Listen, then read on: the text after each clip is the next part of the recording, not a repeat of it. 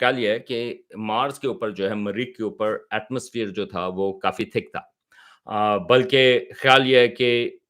اگر آپ زندگی کی شروعات کی بات کریں تو مریخ کے اوپر کنڈیشنز آج سے 4 ارب سال پہلے، 4 بلین سال پہلے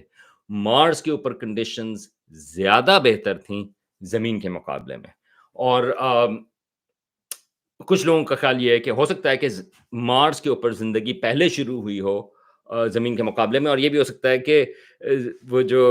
زمین کی زندگی ہے وہ سیڈ مارس سے ہوئی ہو، یعنی کہ مارس سے شروع ہوئی ہو، اور کیونکہ مارس اور زمین جو ہیں وہ کافی ان کے پیسز جو ہیں وہ انٹریکٹ کرتے ہیں، تو ہو سکتا ہے کہ وہ جو ارلی لائف فارم ہے وہ مارس پر شروع ہوئی اور پھر یہاں پر آ کے زمین کے اوپر آئی۔ It's possible. دوسرا سوال جو ہے اسکیلیٹنس کا، اس کے لیے آپ کو کیا کہتے ہیں کمپلیکس لائف فارم چاہیے۔ تو ہمیں یہ تو پتا ہے کہ مریخ کے اوپر پانی تھا، ہمیں یہ بھی پتا ہے کہ مریخ کے اوپر سمندر تھا، لیکن کس قسم کی لائف فارمز تھی ہمیں پتا ہے کہ وہاں پر کمپلیکس لائف فارمز غالباً نہیں تھیں،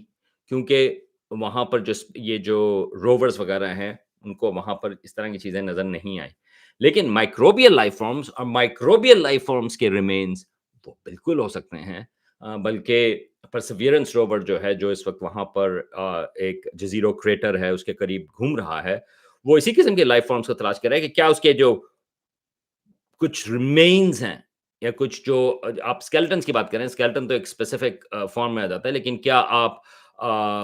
پرانی لائف فارمز جو ایکسٹنکٹ ہو چکی ہیں کیا ہم ان کو ڈیٹیکٹ کر سکتے ہیں یا نہیں،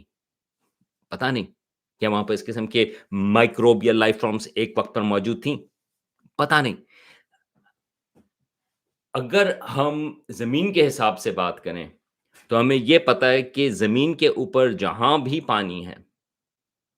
وہاں پر آپ کو لائف فارمز مل جاتی ہیں، یعنی کہ زمین کے اوپر انفیکٹ بہت مشکل ہے کہ ہم کسی ایسی جگہ پر جائیں جہاں پر زندگی موجود نہیں، کیونکہ پانی ہر جگہ موجود ہے۔